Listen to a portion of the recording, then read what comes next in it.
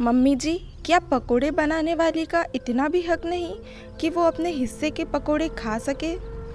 अरे केसर की अम्मा, बारिश का मौसम है, तुम्हारे रसोई से पकोड़े और चटनी की महक कब आएगी। बड़की बहू से बोलो कि पकोड़ी छाने। अरे उसकी ननंदे आई है और छोटी बहू को भी अच्छा बनाकर खिलाएगी या दाल भात से ही काम चलाएगी। जमुना जी केसर की अम्मा यानी ममता जी को फरमान सुनाकर चले गए। ममता जी बड़की बहू काजल को उसके कमरे से बुलाने चल दी। काजल बहू, तुम्हारे पापा जी कह रहे थे कि पता है मम्मी जी, मैंने सुन लिया, अभी थोड़ी देर में सब इंतजाम करती हूँ। ममता जी कमरे से चली गई और काजल धप से सिर पकड़कर बेड पर बैठ गई। ऐसा नहीं है कि काजल को पकोड़े बनाने नहीं आते। अरे उसके बनाए पकोड़े सब ऐसे चट कर जाते हैं कि उसके हिस्से एक भी टुकड़ा नहीं आता। और फिर सब बड़ी ही मासूमियत से कहते हैं कि आपको अपने लिए अलग से निकाल लेना था। अभी 15 दिन पहले उसकी देवरानी आई है।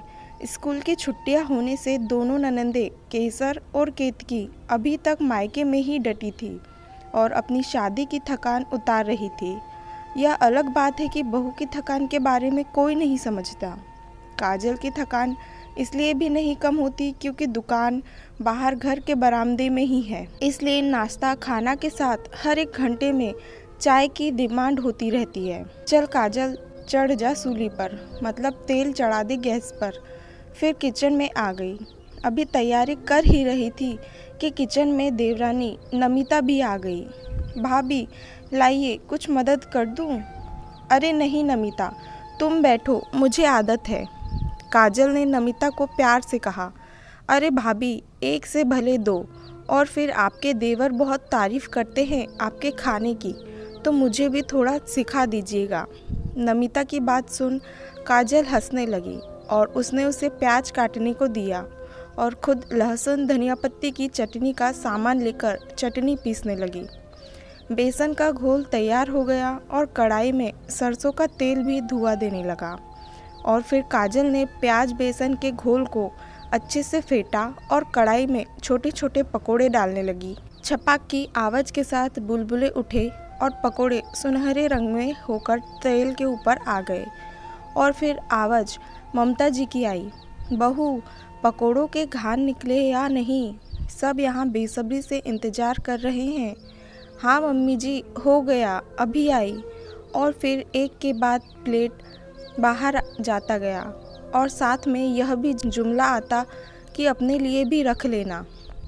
घोल लगभग ख़त्म होने को आया तभी सबसे छोटा देवर आया और एक बड़ी प्लेट भरकर बाहर दुकान पर ले गया और साथ ही यह ज़रूर कहा गया कि भाभी आप लोग भी खा लीजिएगा।